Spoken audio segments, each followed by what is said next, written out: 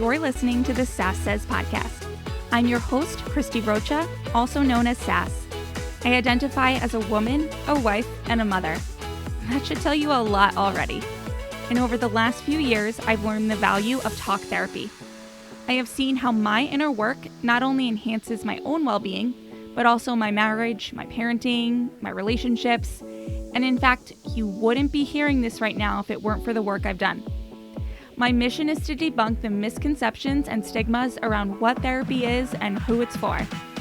Let's normalize working on our mental health and seeking help when needed. We've all heard of self-care, self-help, and self-love, but do you often wonder how to actually make it all happen? I do. You'll hear strategy-based conversations with professionals, as well as inspiring and validating stories from women who are just like you and me. Think of this podcast as the weekly therapy sessions you didn't know you needed, with a dash of sass, a lot of vulnerability, and me, relentlessly asking, but how? Hello, hello, hello. Okay, so today I am joined by Kerrie Mohr. She is the founder and lead therapist at A Good Place Therapy, which is a bicoastal private practice offering compassionate psychotherapy for adults, couples, children, teens, and families.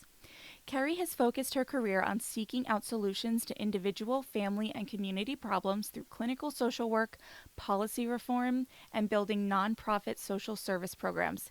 Yeah, I know, and there's more.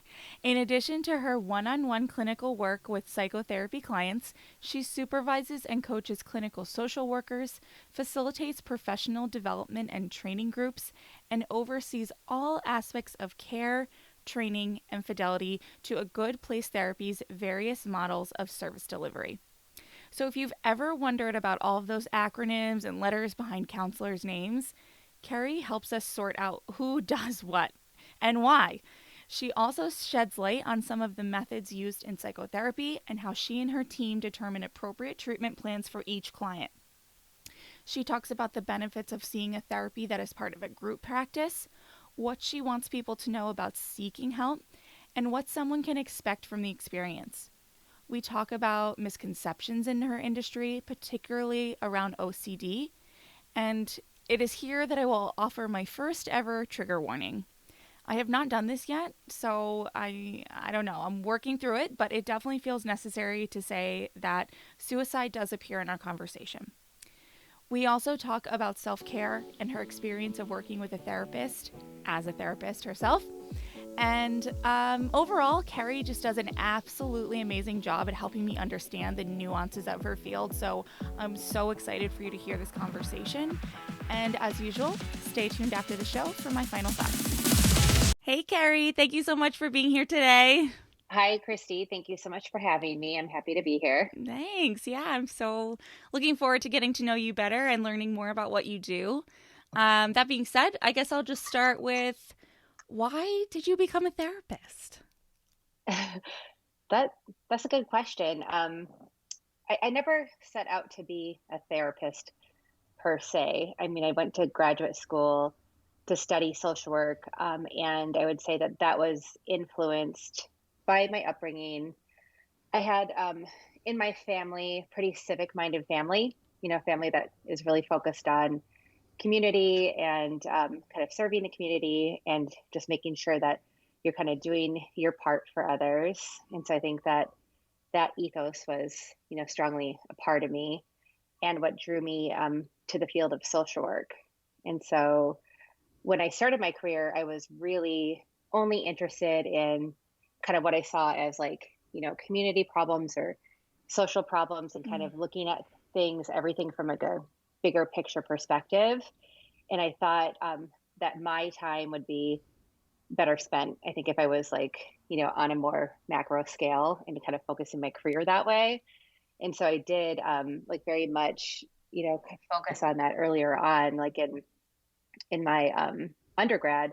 I had actually done an internship at the Children's Defense Fund, where I worked on kind of policy and legislation and kind of training people how to be children's advocates so that they could, with confidence, kind of speak to legislators and their lawmakers about, the issues that matter to them. And then when I went to graduate school, I focused on at Columbia, and I moved to New York from Minnesota. I focused on what, well, the name of the program was called Generalist Practice and Program Planning. And so it was really about looking at a community and kind of being a part of an organization where you're kind of understanding your role to work with other organizations and stakeholders and people in the community to take on ways to solve problems.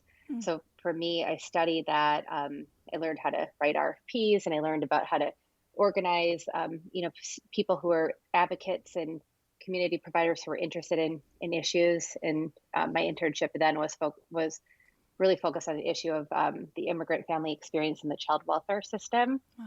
And so that very much like was my passion and what I loved doing for so much of my career. So when I got my MSW, I continued kind of working in that capacity, and then kind of continuing in community organizations in kind of supervisor and director capacities.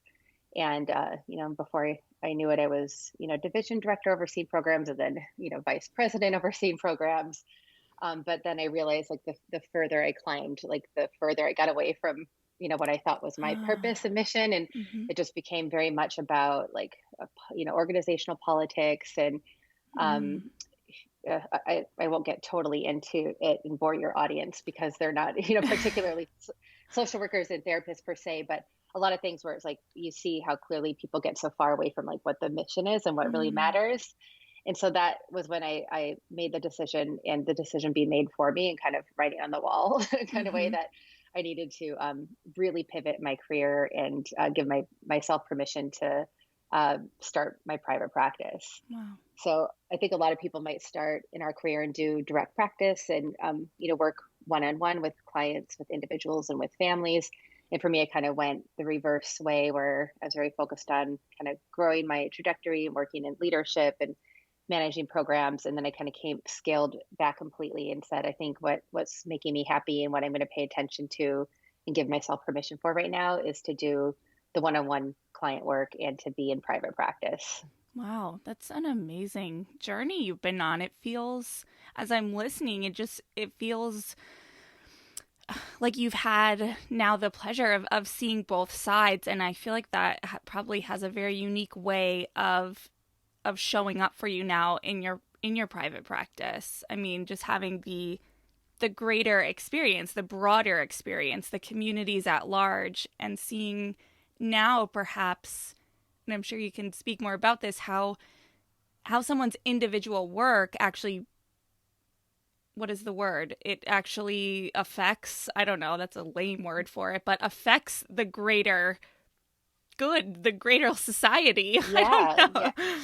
yeah. I would say that it's all about that, right? The Mm, individual contributions and the ways that we kind of influence each other. yeah. So what Yeah. is the difference between social worker and counselor? What are those nuances there? Yeah. So in New York, a lot of people who do therapy in private practice tend to be LCSWs. Uh-huh. There's a lot of masters of programs that are training social workers to be primarily working as therapists. So Okay. the way that I try to help people understand that, and different states have different um, titles for how they license a social worker, Mm. but typically it's like the licensed clinical social worker is means that they've done 3 years postmasters under supervision, where they've worked very specifically on being therapists. So that means learning the nuts and bolts around and demonstrating how you can do diagnosis and case formulation, develop treatment plans, and then do therapy kind of according to those goals outlined in a treatment plan. Hmm. And that you kind of develop your confidence and your competence in growing your skills for 3 years before you can become like a fully take the sit for the exam to become a fully clinical social worker. Mm. But being a therapist, clinical social worker, and then a clinical social worker who is doing therapy is just like one type of social work I almost see. Okay. that is done. So there's other people who do therapy in New York State, and I mean there's different master's counseling programs. that train people to be therapists. So Mm. one you might hear of is like a LMFT, which is Mm-hmm. like marriage and family therapy. A lot of my colleagues and friends in California have MFT degrees, and that Okay. pretty much is like what people do in California. Okay. Like in New York, it's like LCSW, and they kind of like have a strong lobby, and Uh-huh. to really get the good funding and everything. And then in California, I would say it's like the LMFTs that kind of have that strong presence in kind of like feeling that in the ethos and the culture there over social workers. Both places having licensed LMFTs and licensed LCSWs. Mm. And then there's also LPC, like licensed professional counselor. Right. Um, so there's a couple different types of therapists, I would say, for people who are looking, or people who might be listening to this, so that they could explore what to look for in the credentials of a therapist, Mm-hmm. just to make sure that they're licensed, that there would be like an L before it, Okay. and then look at their, and then look on their, if there's a website or something that they're looking at, that the person actually, in addition to listing, like giving you a feel for how you might experience working with them, that they also list what their credentials are, like where did Mm. they go to school, where did they see some of their background if you look at their LinkedIn or something, but where did they go to school, what further training did they get? Mm-hmm. Looking at that specifically to get a better idea might be helpful. That's actually very helpful, especially just for me, because I'm always looking for guests and seeing all the acronyms, and I'm not limiting, myself to New Jersey. I'm in New Jersey, so I'm looking for therapists outside of my own state, and so seeing all the different acronyms behind their names, I'm like, they're therapists, right? like, like Yeah, they're gonna know what I want to talk about, right? it can be like, really hard. it Yeah, can, it can, to like, try to and figure out what you need. then Dr. Elizabeth Cohen, who I referred you to, she's a licensed psychologist. Mm. And licensed psychologist, well, there's a lot of psychologists, like they might have a PhD in psychology, but most psychologists might focus on research or industrial psychology, where it's not the Mm. clinical form. So clinical psychologists might have the PhD and have the clinical license, or they have what's called a PsyD. They go to school for longer, is beyond what the 2-year master's degree that a social worker or a licensed professional counselor does. And then Okay. they might do their own kind of post grad, or what they call postdoc training. So, and then as far as what a psychologist can do versus a social worker, a licensed social worker, is really like a few kinds of testing, like a kind of, Oh, I would say, like a interesting. psychological, some of the psychological tests, Okay. and I should be able to name what all of them are. I know they are in terms of like, okay, we need to refer to a psychologist for that neuropsych kind of thing, but Okay. so I can't tell you exactly the breakdown, but there is a specific testing that psychologists can do that social workers and the other license can't. And then a psychiatrist is usually an MD or a DO, and Mm-hmm. they're the ones who can prescribe medication. Mm-hmm. uh, Typically, people would see a psychiatrist for medication management, or for medication evaluation, medication management. But some of them also do psychotherapy in addition to medication management. And then there's also the psychiatric nurse practitioners, and Mm. they can also prescribe meds, do most things a psychiatrist can do. And then some of them also do psychotherapy. Yeah, So, it's very I think complicated. it is, there's a lot of different things to kind of look for when you're kind of wanting to know what to do. And I think that can Yeah. be tough.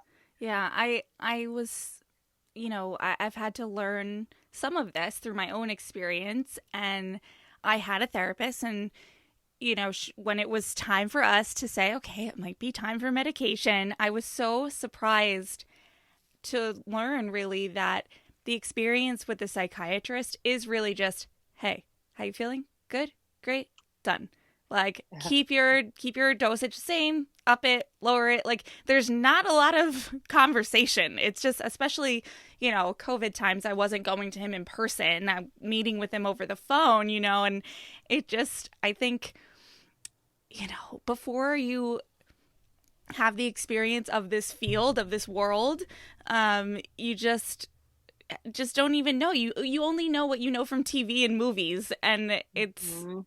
lying on the couch, how does that make you feel? It's like that's all you know. And but it's actually very intricate, and they're different people that fulfill very different roles. Yeah. Yeah, yeah, and that's why I'm also so glad that you're doing this podcast. Yeah.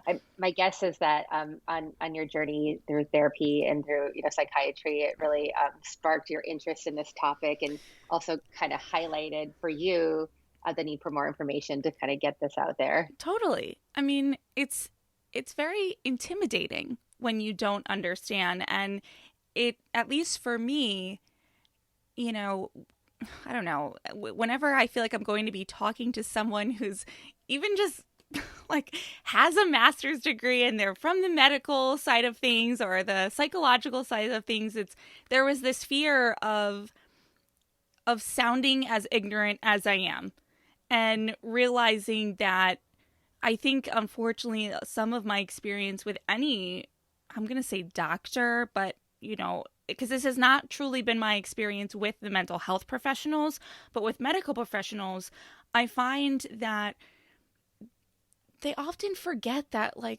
that the rest of us just don't know everything they know, I and agree. I find, in my personal experience, thankfully, with the mental health professionals that I've worked with, that has not so much been the case. There's more of an openness to explaining who they are, what they're about, how this is going to work. But again, until your back is against the wall and you have to make that call, you're like, I don't even know where to start. So it's a shame, really, because I think it prevents a lot of people from even seeking help.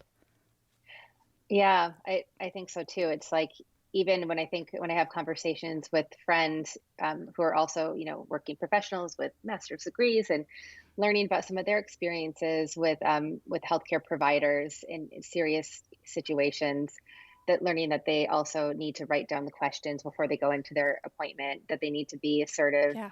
that even one friend who told me that her husband would get on the phone and then ask questions, and just her male partner asking questions, or her male partner being in the room, or even just like, hey, can my husband just join us today? Noticing the doctor being a little more buttoned up, and just kind of taking more time and explaining things with her husband present. It's So awful. these are, all of us, being educated, professional, articulate people who should be able to just, I shouldn't say should, because it means like, what, because we have like this privilege to know what to ask for, they should just be able to give it to us better. No, it's just, the Yeah. system is not set up really, in a way that takes into account bedside manner, Mm-hmm. maybe what they call it, but really being, relating human to human, and Human. Yeah. and really emphasizing that, and having that be as important as the actual like information they're giving, or the time that they're providing, or like Mm-hmm. the skills or the interventions that they're making. Mm-hmm. Yeah.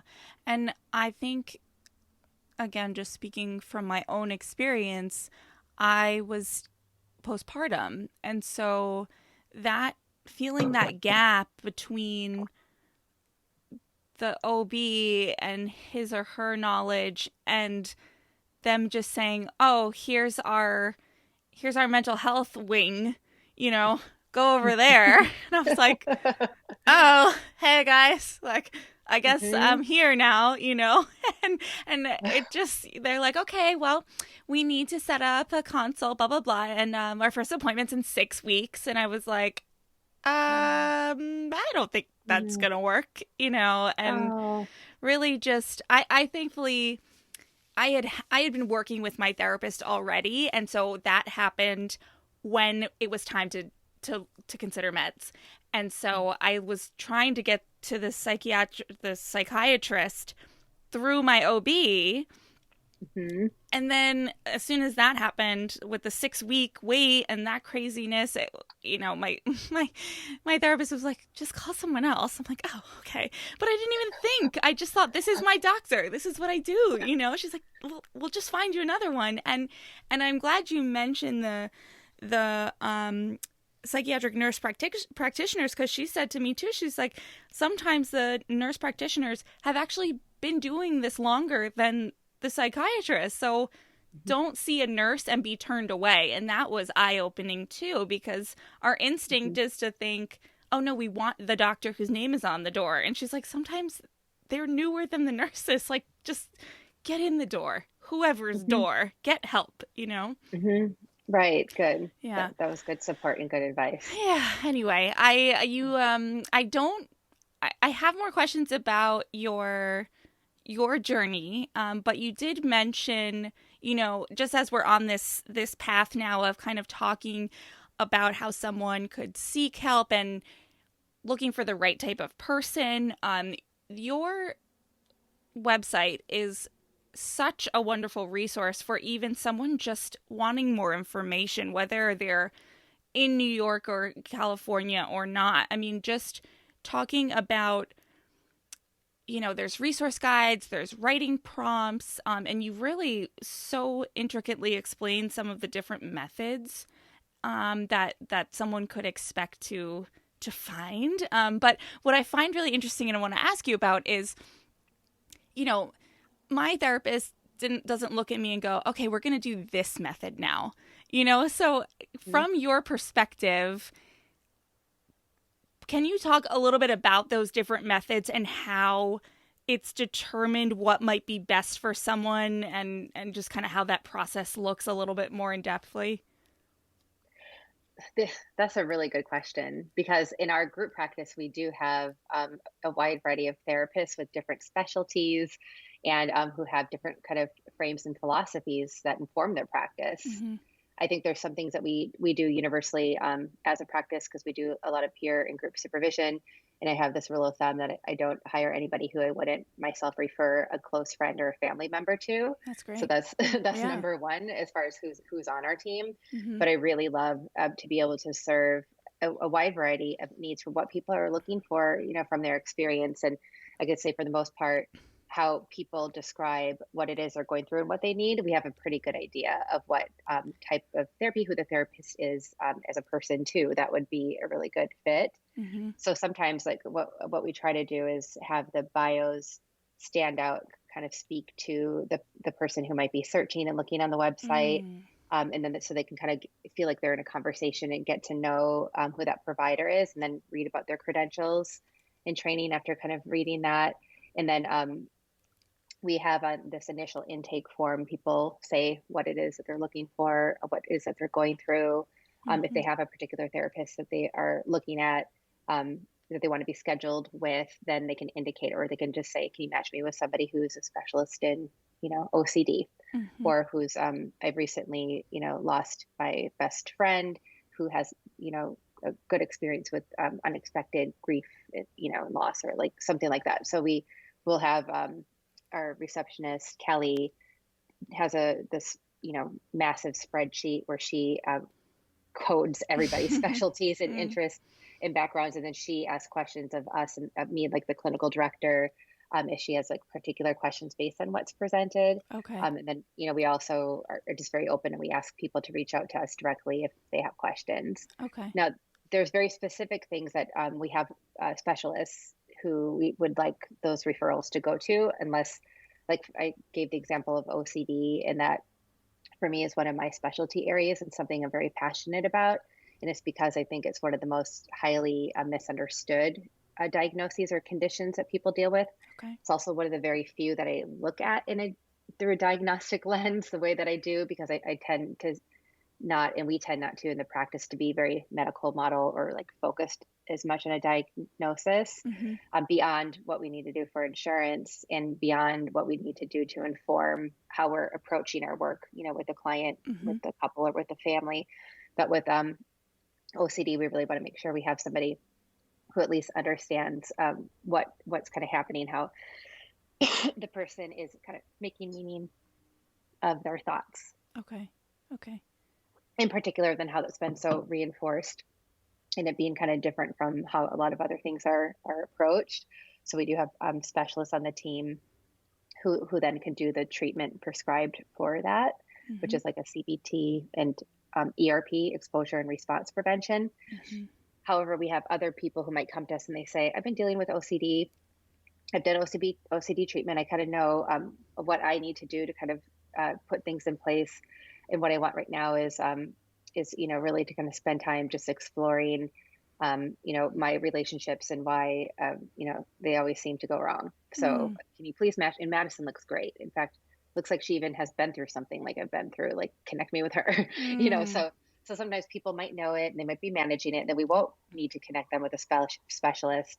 then that person on the team, that therapist, can then go to other team members and say like, oh, Oh, this wow. their OCD is flaring up, and help. I want to make sure not to like what we call contraindicate, through what I say. So like, let's talk to me a little bit, but here's what's coming up. And then our team members will just kind of provide that support to each other so that, we feel like we can, just use the rely on each other, just Yeah. use expertise of each other, just know that we're kind of like in community and in that support, not in No. it alone. Yeah, that's really great. And what is coming to me as you're talking is putting myself in someone's shoes who's maybe looking at your website or looking at anyone's website going, is this for me or what's right, is really like when you're on the phone or you're in an email looking for a therapist, this is not the time to really sugarcoat or put forward what you think people want to hear. Like, this is the time to let it all out. Mhm. It always Mhm. surprises Mhm. me when I hear, I've had friends even who, will come to our group, whatever, be like, this is going blah, blah, blah. And I'm like, well, have you talked to your therapist? She's like, well, no. Or I told her that it wasn't this way, or like that just aren't the whole truth. And I'm like, this is why you're going there. I mean, that's so interesting to me. Do you find that at all? I didn't expect really to go down this, but what is that about? Why are people not? This is the one place you can really be your authentic self, whoever it is. Like, there's still sometimes that wall. Yeah, that wall. I mean, I would say it is like what it comes in handy to deal with anything that's hard in life, Mm, are like what we call like your coping skills, your survival skills, and yeah, protective. yeah. So for a lot of people, like I see it a lot with people who have perfectionistic tendencies. Mm. So why would they want to come to therapy and then be a total train wreck in therapy in their mind, when Yeah. they're not that way in any other part of their life? Ah, But yeah. we know that those perfectionistic ideals in all their life is also causing them to feel the need to be in therapy. But it takes a while to Mm-hmm. build that relationship, to learn about what we call those survival skills that are protecting the hurt, Mm. the scared, the sad, the soft parts, Mm-hmm. the parts of Mm-hmm. you that need to be like, hey, therapist, A+ please for today's session. Like, I can't be Yes. happy with myself if I don't know I didn't do a good job, So Yeah, there you don't just let that go just by being with a therapist. that's It's like true. Yes. that takes time to really, first of all, have that be allow that therapist in enough, and to have that trust. And this is Mm-hmm. like so much of the work of the therapist too, to be Mm-hmm. able to allow that therapist to be a mirror, Mm-hmm. to be able to be a mirror to you, to help you see, those parts of yourself that are holding you back, to be able to look at those parts with kindness and compassion and curiosity, Mm-hmm. so that you can say, oh, ouch, that hurts. This is a scary place to be. Mm-hmm. But is it really that scary? Does it's being scary mean I can't handle it? Mm-hmm. Well, what will come up if I am emotionally vulnerable in that way? Yeah, Like what? And it takes time to get it that does. practice to be there. It totally does. I mean, along those lines, what are some things that maybe earlier on in that process someone can be looking for, that can assure them or that can confirm for them that yes, this is the right person for me, or maybe this isn't working out. I think, uh, listening to themselves and how they feel. Mm-hmm. They might not know it or be thinking it, cognitively or Mm-hmm. really objectively, but it might just be a feeling. So I Okay. think it's like leaning in and trusting, that feeling. And, I think going to therapy, being prepared to think about what you want to get, from the experience is helpful, Mm. but also to value, like I always say to people in an intake, like, what do you want to get from therapy? And I want them to be thinking about the process in that way, so that we can be partners, and that they know that I'm action oriented, that I'm not just going to sit, nod, and listen and kind of Mm-hmm. fall asleep in the chair or whatever they're talking. Mm-hmm. Like, it's not like a lot of people have those misconceptions, but it's an active and engaging process. And the Yeah. action oriented question can help people think about that. That said, the process is just as important, Mm-hmm. as like what the outcomes or like the goals achieved are. And I think that in the day and age of like a lot of evidence-based therapies being funded and companies being funded, specifically to provide as like EAPs and whatnot, tend to, not think about the breadth and the depth of how therapy is helpful in that process oriented way, and it not being just about the outcomes. Mm, And so I think it is important for people when they're going through the experience to really think about all in to be like integrating all parts of that process, and giving themselves the chance to kind of see and feel, how things might be different for them in the yeah. process and through that relationship with the therapist. Yeah. What what are some of the things? So, I mean, I I came to therapy with what I thought would be an outcome, and it is one of them, but it's become such a minuscule one now. What are some of the things that maybe in your experience people are surprised by at through the process of some other possible outcomes? Like I'm getting at some of the someone comes to you because, like, just use your example, suddenly a friend passed, and maybe they really do just want to work through that experience and be done. But I've often find, and in my own experience, that you start to get into areas of your life that you didn't even know that you needed to look at again. Hmm. Yeah. Yep.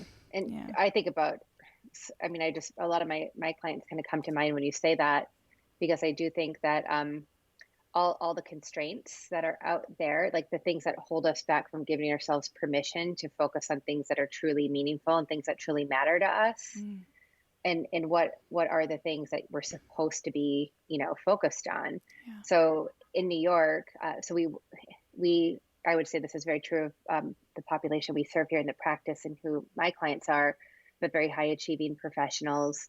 And often they come to therapy and they'll say like, I need to, I find myself stagnant at work, or I have imposter syndrome, and it's showing up this way at work. And so it's like a very kind of career driven, it looks like that way, right? And very Mm-hmm. focused. And then that feels like the safe thing to talk about because that's where they feel their confidence, Mm-hmm. so then they want to focus a lot on that. But then you might have to tune in and pay attention to how other things come up. That's the importance of like a good intake, for example, because you can kind of get the bigger picture and then say, what about this that came up briefly? Like, can we get into that today? Yeah. But you're building that relationship and you're helping them with what it is they're presenting in a way that feels comfortable and safe. And Mm. then, then you're just taking that time, like to get to the deeper things, and you might kind of pull the thread a little bit, like Mm-hmm. when you get somewhere, and then, hopefully they can feel that comfort and the safety to explore the bigger feelings underneath around these other areas of their life. Mm. And they can do that after they have like that protection of the, let's talk about work, what's coming up at work. Yes. Yeah. After that's kind of like lowered a little bit.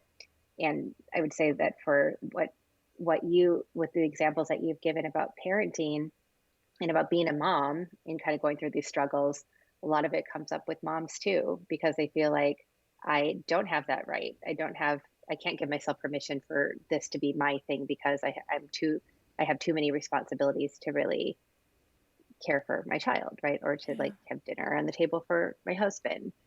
And so Yeah. it comes up in all those ways for women and mothers too. Yeah. No, it's frustrating that that's even something that we have to say that women are faced with. But I think that conversations like this, and just I want to make this outlet, right, this available resource of therapy more relatable and more seem more approachable, because Hmm. like you said, yeah, go in with what feels good to you to talk about, and Hmm. then through that you've probably then built that comfort and that trust with your therapist.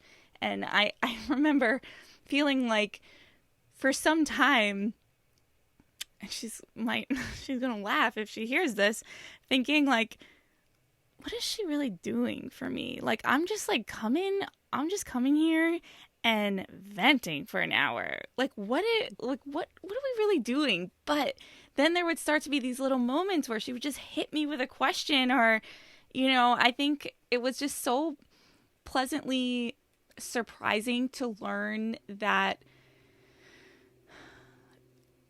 I have so much agency in the process, and that was basically her, at least in my experience, again, the type of therapy that I'm doing with the type of therapist I'm working with, was that in her very, what I thought were just these subtle, non things would just come out randomly. And like her, I guess what I'm trying to say is what I kind of started with, the different methods. She's not looking at me going, we're going to do this method now. But she just does it in a way that I'm not even aware until almost after it's happened. It's very cool. That's why I find it Right. so fascinating. It's just awesome. I don't know.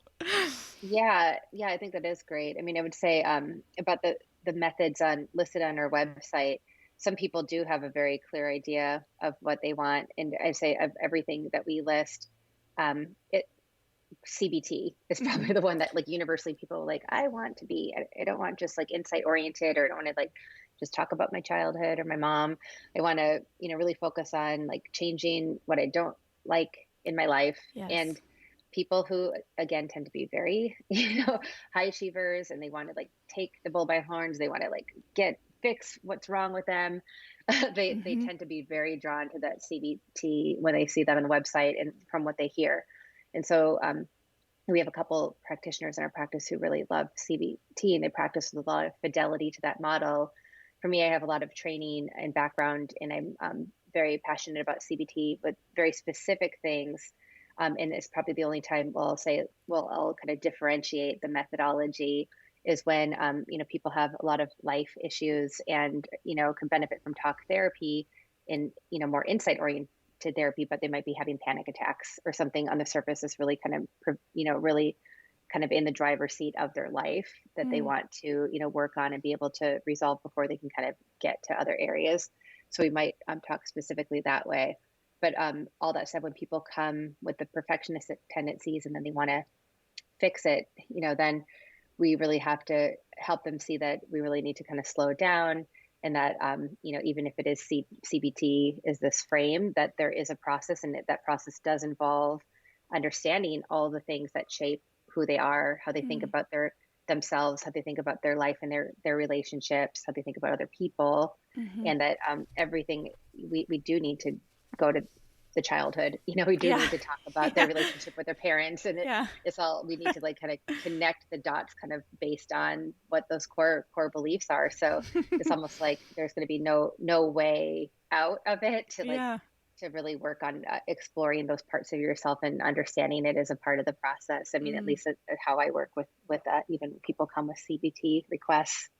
Yeah. Yeah. Well, and trusting that if someone comes to you with a request, you know, if you get into it and it's not the right fit, that's going to be another conversation and potentially, I don't know. Right. I just want to Right. really reinforce, I guess, that to really be as open as you can, as what feels comfortable in the moment, so that your therapist or the agency that you're working with or your doctor can really give you the guidance and the direction to the best help possible for you in that moment, even if it changes. Right. Yeah. Yeah. Yeah. Exactly. Yeah. So you did get specific about OCD, and I want to ask you about that for a second. What you actually said it's one of the most misunderstood diagnoses. Mhm. Why is that? I think it's because over time, I've seen so many people come to me with their OCD just being worse, because of not getting the right treatment. Mm. Like I think the best example, hmm, I have a couple really good examples that highlight this, because often the OCD, the feared, the thoughts like that are feared, and then the compulsions or the rituals that are developed to extinguish the anxiety. Usually it's anxiety, it could be other feelings too, like other kind of strong negative feelings other than Mm-hmm. anxiety, but often it is anxiety that you do to kind of like push down that anxiety. that if the therapist, like if a psychodynamic therapist goes too far into what the meaning is, then it gives the client the idea that those thoughts are true and true about them.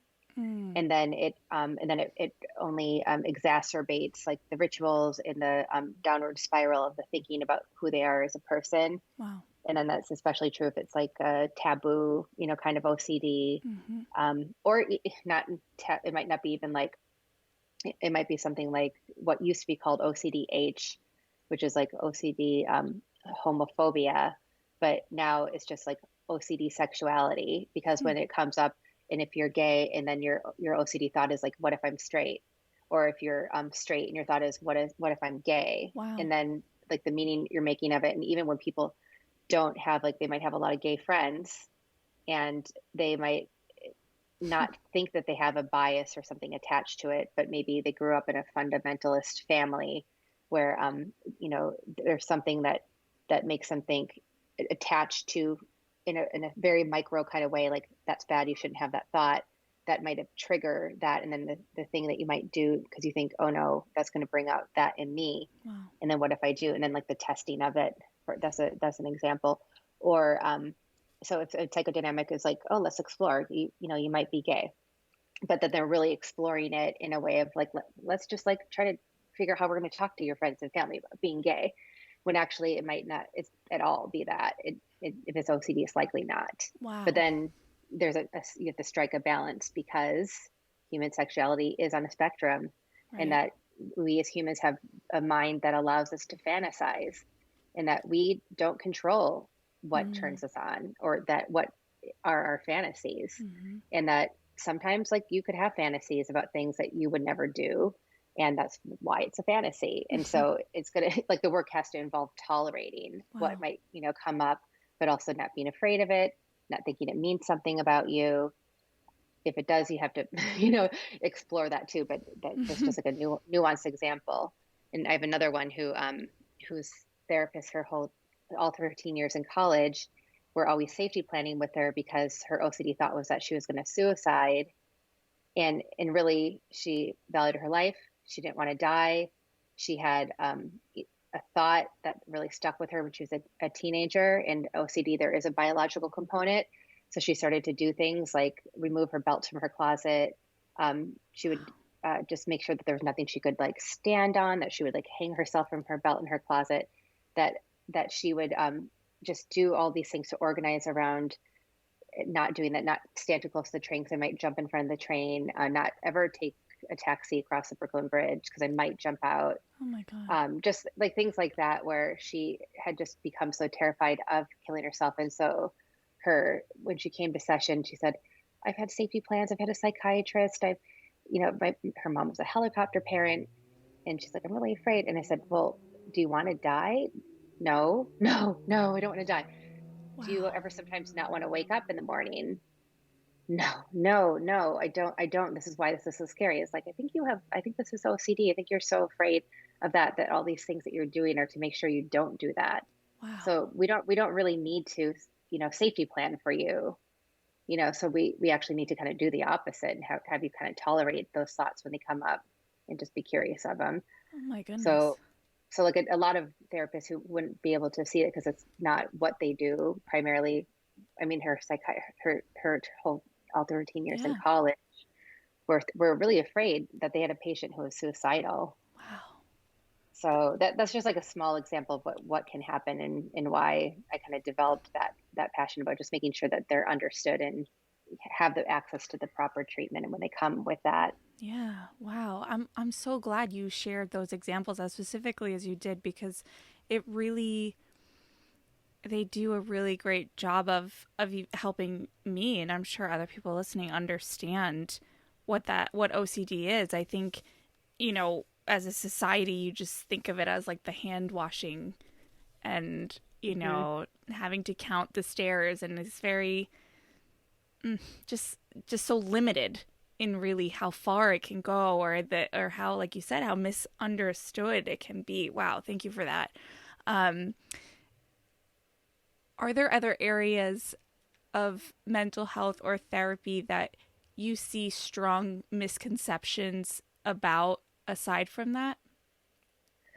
Yeah, I think people often have strong misconceptions about therapy, period, Yeah. right? Like, I think you said, like, sitting on the couch with with the psychiatrist behind you and analyzing your thoughts, like very traditional analyst. Mhm. That, I mean, I would say analysis is still really popular in New York, and people Mm. still do that and find a lot of value in it, Mm. but it's not most of therapy these days, Right. and nor is therapy just about having a sounding board, like what Mhm. you said. The example you said was, really important to that you come and you just vent, and then you think, if the experience is like you're coming to vent and like, oh, good, that feels like just getting something off my chest and that was helpful. Mhm. That's great. But sometimes what happens if you go too far with that is that those storylines become like cemented, Yeah. when really you could get a lot of benefit. Again, just like seeing who you are in that scenario, really seeing kind of what is going on that is kind of contributing to whatever that vicious cycle is that's like making Mhm. you want to vent about. Mhm. So, of course, like being validated by your therapist is important, but also to kind of take a step back and to really look at what's happening, to understand those patterns is important. Mhm. And I think another big misconception is like when people think that therapy is about being fixed, Mm. that I'm going to come here and you just tell me what to do, Yeah. or they're like asking for a lot of advice, or that they just want to be, given this, give me the skills and I want to, do this on my own. Mhm. But it's not really what it is, because, we're human beings and we're as I'd say, like, as people and as humans, like, relational. Mhm. And that there's it's not going to be about like what we give in this really transactional way, but it's about like the experience and the give and take. Yeah. Yeah. And it's profoundly more meaningful and impactful when you come to whatever conclusions you need to on your own, so to speak, when they come from your mind and your brain rather than being told what to do and how to do them. Yeah. Right, exactly. Yeah. I had that experience this morning actually with my therapist. We're going through and she's like, and this and that, and asked me, and I finally said the one thing, and I just saw her looking at me, and I go, that's what you were waiting for me to say, wasn't it? And I finally got there. It was like, oh, she's like, no, she's not, whatever. She didn't say anything, but I was like, oh, that's what we were getting for, because that's what we were trying to get to. It's funny, but Yeah, good. Did you tell um, her that you were doing this podcast? oh, well, yeah, of course. I tell her Yeah. everything. And of course, she's so interested too, right? Like, she wants to know who I'm Yeah. talking to and what we're talking about. Um, Yeah, good. And she probably will want to listen to it too if you want to share it with her. yeah, I do. I do. I definitely do. Um, do that. Well, now I'm kind of curious. Do you, as a therapist, do you have a therapist? I do have a therapist. Yes. My therapist loves working with therapists. Love So it. Good. Good. he's a good one. He's Yeah. Paul Lichtenberg. And I've been seeing him for about 5 years, but I see him when I did start seeing him very consistently every week. And then since and then through different things I'm going through in my life, I kind of go back, and when I go back, I just make sure I commit Yeah. and that I can really do it, because there isn't value in just here and there. Mm, Not, I mean, there is still value in doing it if you need those kind of, check-ins, but there, like what I do and how I find it most beneficial for me and what I know is better serving for him and how he feels about his own competency, like in his relationship mm, with me. I think I always also consider that, because I know what it's like to be in his shoes. yes. But I want to like really commit to it. So like I went back to him last year when we were going through something really hard in the practice, and I needed to have like that. I needed to have like his perspective, and also just like that balance of what he provided, and to like work through, just in a safe and therapeutic way, all the feelings, that I was having in the process. And for me, it was like this kind of guilt and shame that was being kicked up, and that in order for me to lead and to manage, I really needed to, have that space and to work that out. And it was like, it was like essential Hmm. to, in a parallel way to the process that, we were going through, as a practice. And so Hmm. I just feel like very grateful for him that his door is open when, I'm going through something and I know I can kind of commit to it. And then Hmm. when I'm kind of feeling like things are good, I think I can, break again. He's like very open and accepting of that too. So I Yeah. just think about it, with commitment and with intention, that like okay, this is cropping up a lot. Does it mean I need to see Paul? Sometimes my husband says, maybe you should call Paul. Maybe you should start seeing Paul again. And if I do take that seriously too, I'll be like, oh, you feel it? Like, okay, maybe I should. That's funny. But yeah, he's just like there for me in my corner. And I also have a couple, therapist friends who, we Mm, rely on each other a lot that way. I have a couple friends who we have like constant, we have a thread on WhatsApp, and we're constantly voice memos, constant like, this is what nice. happened. Like, I need help, or this is what I Yeah, need specifically, not help. I just need to be able to say this and for you to hear it. And we're just like there for each other. So that's it's nice. good. And it's essential for us. Yeah, yeah.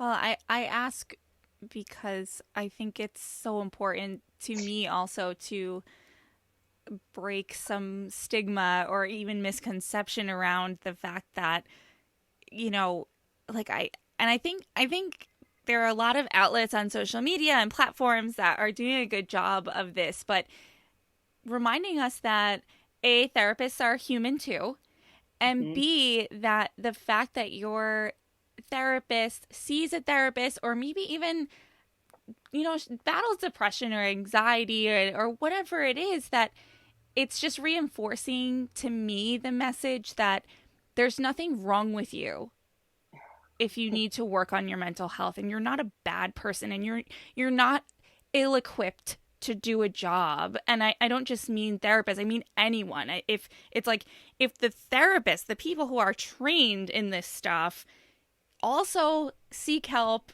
then there's absolutely no reason why those of us who are not trained should and can seek the help if we need it. Absolutely. Yeah. Amen to that. Thank you for saying that. Thank you for doing the podcast because of that. I feel like people put so much pressure on themselves, and for why, we're not meant to do it alone. Yeah. We're just not meant in this world to go it alone. And we put ourselves in very isolating, I don't say we put ourselves, sometimes we find ourselves, and sometimes we move across the country, or we move across the pond Mm-hmm. for a new job, and we find ourselves isolated and alone, Mm-hmm. and we're just not meant to be that way. And I have people who come, and so that's hard, and you're going through like a hard experience. And I have people who come to me, like there's some really trendy things like, attachment disorder, attachment, anxious attachment. People are reading about the theories where, childhood attachment now, in the studies connecting to adult attachment in relationships. Mm-hmm. And I myself being really working a lot within the attachment theory with Gottman method, and with Mm-hmm. emotionally focused therapy, both driven by attachment theory. But at the same time, the clients will say, I need to work on my anxious attachment. And sometimes, like, okay, maybe that's what it looks like, because you read the quiz, and you kind of looked at the categories, and you met that criteria or whatever in the book. But really, like, you want to be loved, and you want to belong. Like, welcome to, Right. being a human. Right. Like, Right. so, like, I think it's so important to really, like, when people come with that strong, like, I want to work on my attachment, it's good, we're going to work on that. Right. Like, Right. but we're Right. also going to say, like, we're going to work on, like, helping you accept and understand who you are as a human who wants to be loved and who wants to belong. Right. Like, Right. or like whatever it is that's really triggering the attachment anxiety, Mm. and like, what are all those things that that you need from other people? What do you need from yourself? And we can always look back and see, some of those patterns early on Mm. that might lead to that, or in earlier relationships when they're finding that to be true in their current relationship. Yeah. But that it's so important to help people really, and for us as therapists to connect, Mm-hmm. using our humanity, and for them to kind of see, oh, you mean you're just having problems, like, with being a human being right now, and feeling things that are hard to feel, like it's just like, Welcome. yeah, well, so, like, not to minimize at all, No, because no, there are totally. real Yes. patterns, there are Yes. real things that we need to look at, but it's just the frame that, and it's the Yes. approach that's so important. Mm. And it's helpful to, when we have labels for things like attachment anxiety, Mm. I have a secure anxious attachment, system, or, it's Mm-hmm. helpful to look at that, be like, oh, so interesting, that about yourself. Great. That's empowering. Now let's help, let's understand it together. Let's explore that. Let's see what it's about, and what those needs are there. Mm-hmm. That when those anxious behaviors come out, what does that mean? Like, what do you long for? What are you looking for? Mm. What do you need from your partner, so that you can feel safe enough to express in a different way? Or, it's just a lot bigger than just what that label is and what it means about somebody and the way they think sometimes. Yeah. Yeah. I think early on, I I don't know if I was under this impression or it's just what I wanted. I kept wanting to just not have a feeling or a reaction to something. Like I was responding to so many things in a way that was not serving me, that there's been multiple occasions where I've just been like, but okay, so how this happened and how do I Mhm. next time just not have that feeling about it? like you're going to feel. We're not here so that you don't feel. We're here so that when you do feel, you know where it's coming from and what to do about it, or you know enough to stop and think about it, you know? And I was like, real at Exactly. first I was like, really? You can't just help me not care about that anymore, you know? But now, now getting through some of those things, it's way more awesome and way more empowering to do the other, to actually feel everything and just have the trust in myself to know that I can get through it and I will get through it, you know? It's just Absolutely. You just summarize like what every good therapist should do, like the baseline for the purpose and the value in therapy. Like that excellent. was just like it in a nutshell. Oh my goodness. Well, I don't know. I feel good about that. Carrie, how do you one thing I talk about a lot on the show is self-care because this is like this little bit of a stickler point for me. I struggled with it for a while and think I still do to some extent, but also just really rebelling against what social media has sort of made us think self-care is. And so I always like to ask people, what do you do to take care of yourself? How do you keep that practice alive if you have one? Yeah. And when you say what social media makes us think, is it like take a spa day Yeah, or like what are you like thinking? like I had a friend post one time. I use this. I've not shared this on the show yet, but she posted on her Instagram story that it was during her lunch break pre-COVID that she was going to go get a haircut, and shortly after she posted another story saying, "Thank you all so much for the DMs." Encouraging me to have taken a Saturday to get my hair cut and get a coffee and make a day of it. She's like, but for me, my haircut, the place that cuts my hair is in my same office building. It's way more relaxing for me to go on my lunch break than it would be to coordinate childcare on a Saturday and this and that. And I was like, yes, like haircuts and manicures and spa days for Mhm. women are not all, we don't all define self care the same way. And self care needs to go beyond those bigger moments that we had for each other. Sometimes you only have 10 minutes to do Mhm. something. And so I'm really trying to get that out there into the Yeah. world. Like, stop forcing this on us, you know? Oh, right. Oh, that is such a good example. Yeah. Like that, I mean, first of all, in our society, we have this like there's a badge of honor around being busy, Yeah. right? And like I have so much work to do and I'm so busy. And like is it because like we equate that with just being important? No, no, we Mm-hmm. equate that with what? Mattering more. Like I want to Mm, make sure that I really matter because I'm so in demand and I'm really busy and that's really ingrained in us, almost like is there a value to who we are without being busy? yeah. And so then that to take a moment out for self-care is like somehow like you deserve all the reward and praise for that because like you know you should be working Right. Right. like you should just be like working all the time even on a Saturday and like at the office. But yeah, I think around self-care, yes, like self-care is not self-indulgence. Mm, Like I think mm-hmm. like when you think of self-care in such a myopic way, like this is like getting a manicure or going to get a massage or like a spa day. I think it kind of contributes to this like thinking about it that it's like, oh, just indulge in yourself and it's okay. Yeah. And that in doing that it's like uh somehow really selfish. Yes. And I think it's really important to think about self-care as like, self-compassion in that when we can be compassionate towards ourselves and we're attuned with what it is that we want and need, give ourselves permission to take that break Mm-hmm. or what it is, that we need to do for ourselves, and we can kind of show up and be better, for the people in our lives, who we care about, that we can, kind of just like refill the tank so that we can show up the way that we want to show up. Yeah. We can kind of better learn and understand like how to honor our own boundaries, Mm-hmm. and that, that's like the best thing we can do for ourselves, and it's also equally important in our relationships, with Mm-hmm. others. Mm-hmm. So I think like I just like to think of it like, okay, we're told, or like social media is like yelling at us to like take a self-care day, like go get a manicure, this or that. Like then we Right. all like march around thinking, and then other people are like, that is so self-indulgent. Like, Right. what's that about? Blah, blah, blah.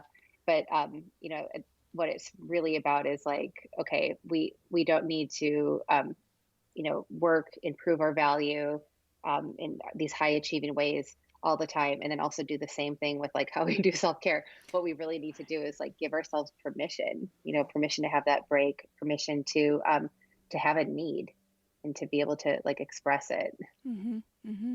Yeah, and I don't have anything against manicures and spa days. I thoroughly enjoy them and I do them. But I think it's it's really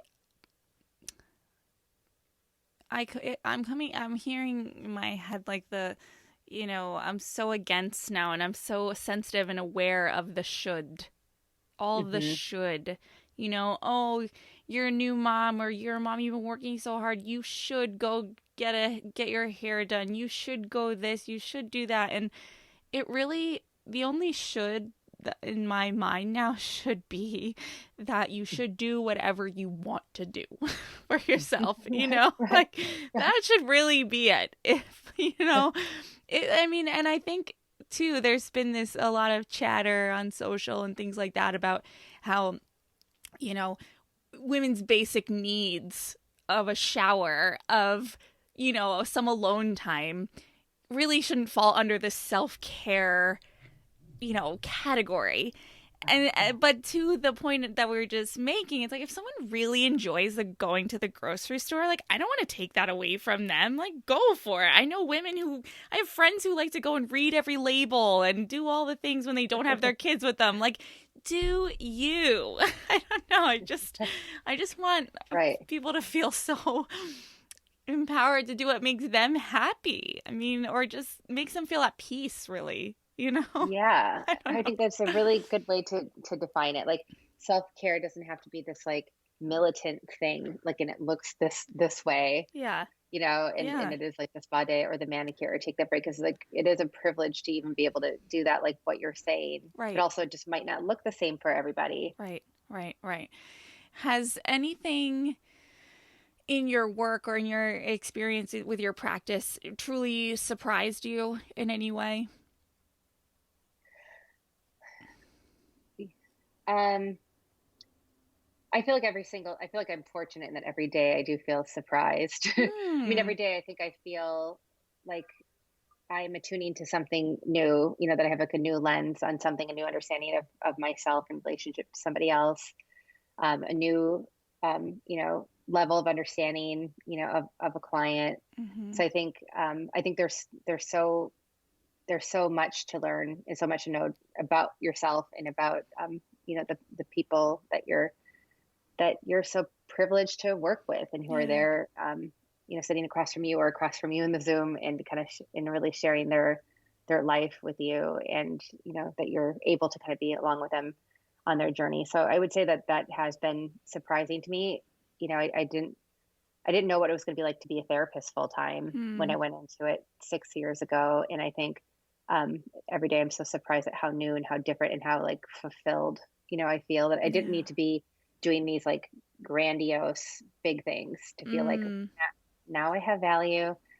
Now I'm worth like the space I take up on this planet. Mm-hmm. Like Mm-hmm. I didn't really need to do that. I could be running my practice and spending all my time face to face, with all my clients. And then in that 45 minutes or that hour, like that is my world. Like that's the most important thing I should be doing. There's nothing else like that is more important of my time.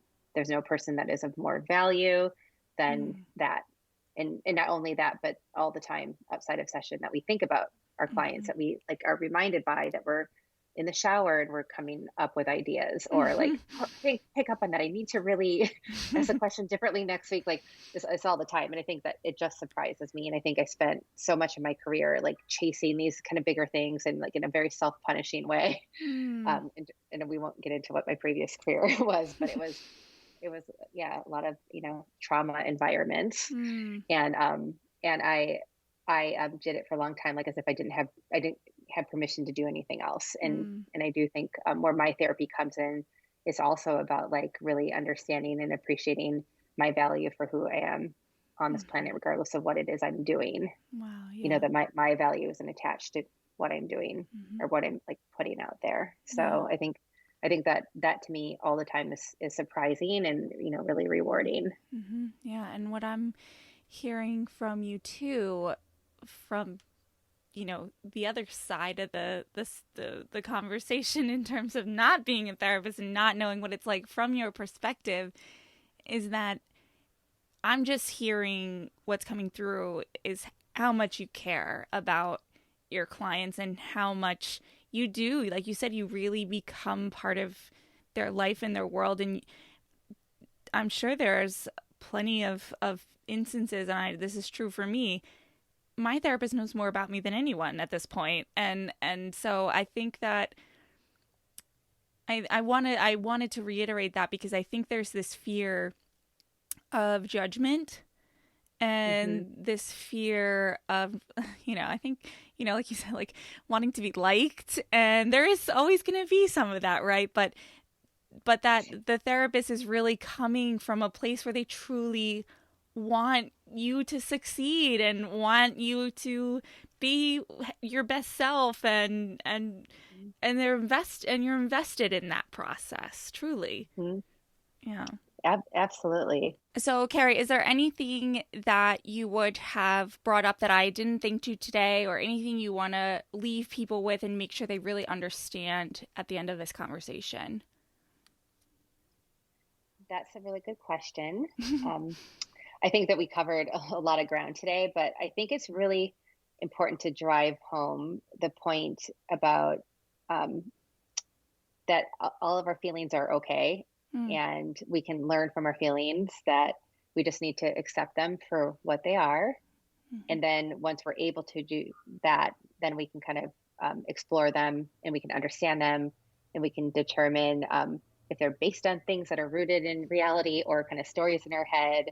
Mhm. But the first step is really, finding acceptance of all the things that that we do feel. Mm. So I think that can't, for me, that can't be, underscored enough. And that I think any like baseline of good therapy is really about that at the core. Mhm. Mhm. And then I'd also say, for people who feel a lot of shame about, or feel a lot of shame, or feel a lot of things about their feelings, that that's okay too. That's all, a part of the process. But and that it takes work and it takes courage to be able to go to therapy, to be able to talk openly about how you feel, because of all those survival skills that we have, like those protections that really keep the soft parts of us safe. Mhm. And there's a reason for it. There are things that have served us in the past and Mhm. have served us well. And so the work to then be vulnerable and to open yourself up in that way is a hard and it's a courageous thing to do. Mhm. So I just want to underscore that, and I don't think that people could really hear that and understand it until they really get into the process and really start to do it themselves. And so I would encourage, listeners, if they're entertaining going to therapy or going back, that they just, consider the importance of the process of that, and, Mhm. and the struggle with how that feels. And I'd say, secondly, to really think about um, every behavior having a reason. And it's not because we think we're trying to be really objective about what's morally right and wrong. That's not what that means at all. It's really like that we can understand what our own behaviors are, if we just don't hate ourselves for it, or we don't kind of punish ourselves. We seek to kind of understand why does it happen, how does it serve us, or how did it serve us in the past where it no longer does now. Same thing in relationships, in the couples that I work with. It's like, let's just not like let's focus on it to understand it, but that it in the nature of that iteration of what is kind of happening in that moment is kind of connected to something deeper and Hmm. something kind of under that. And so we want to really kind of focus on that behavior, focus on that feeling. It's like a way to really understand it. But then we want to kind of like go deeper to like make those connections and see what's operating there under the surface. Hmm. Hmm. And as you're talking, I'm thinking of, I don't know if you're familiar with her, but Dr. Becky Kennedy, she's a child clinical psychologist, and she always, one of her main messages is that, that we're all good inside, we're all Mhm, good mhm, inside. And that came to mind as you were talking, because like we said earlier, this idea that you need to go to therapy to be fixed, or that there's something wrong with you, or what it's, I think I'm so glad you said that. Whatever you're doing or thinking or feeling that you may want to change, or better or deepen or whatever, at one, it's there for a reason. At one time it might have served you or protected you, or it just is a learned behavior from somewhere that you don't even maybe realize until you go deeper where it came from and why it was there. Because I like to believe that I will say I do, that inherently we all are just like good people, and we just mhm, want to, like you said earlier, we would just want to be loved. Like it just mhm. always kind of comes back to that. And so whatever you think about yourself as being bad or not good, it's probably because at one point you needed to build that to protect yourself from something else. Or you said it, you're saying it much more eloquently than I am, but it just made me think of that. No, I understood completely what you were saying, and a lot of what informs me there just comes from my work with traumatized youth and working within communities of a lot of trauma. Mm, In that, we have this mantra that it's not about what's wrong with you, it's about what happened to you.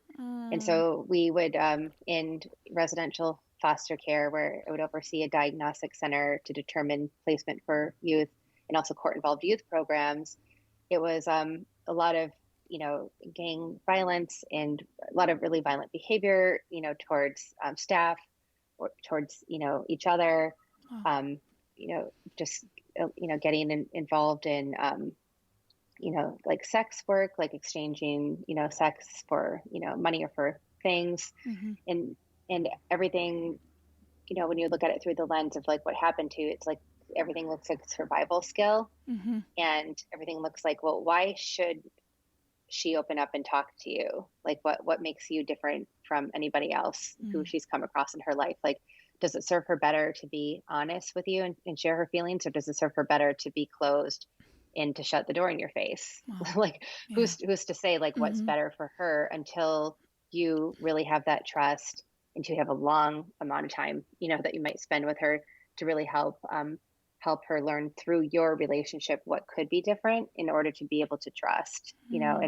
and so that trauma can really, really deeply impact how somebody is in the world. And then what does it take to actually be vulnerable? It takes safety, but yeah, it's like a big yeah, catch 22 because all the things are really protective. So I think that we're working with with communities where, and with the young people, especially who just live through so much trauma, it just only helps you, see really clearly those behaviors that have those reasons, and, how they do, protect in many ways. yeah, yeah.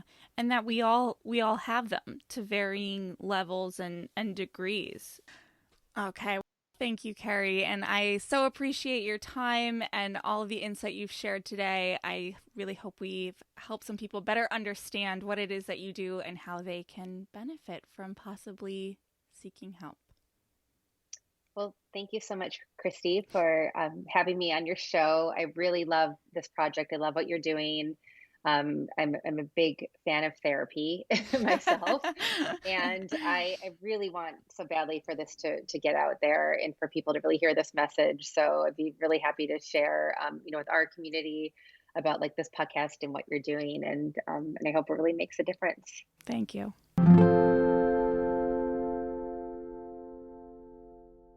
All right, so is Kerrie a rock star or what? I have to say, I was completely intimidated by her resume and was so nervous jumping into this interview, but I was immediately put at ease by her genuine interest in helping me and others understand her work. I think the 2 P's that I want us all to take away from this conversation are process and permission. Kerrie mentions both of these concepts several times. The process of working on ourselves, of seeking help and working with a counselor, is just as important as the quote-unquote end result.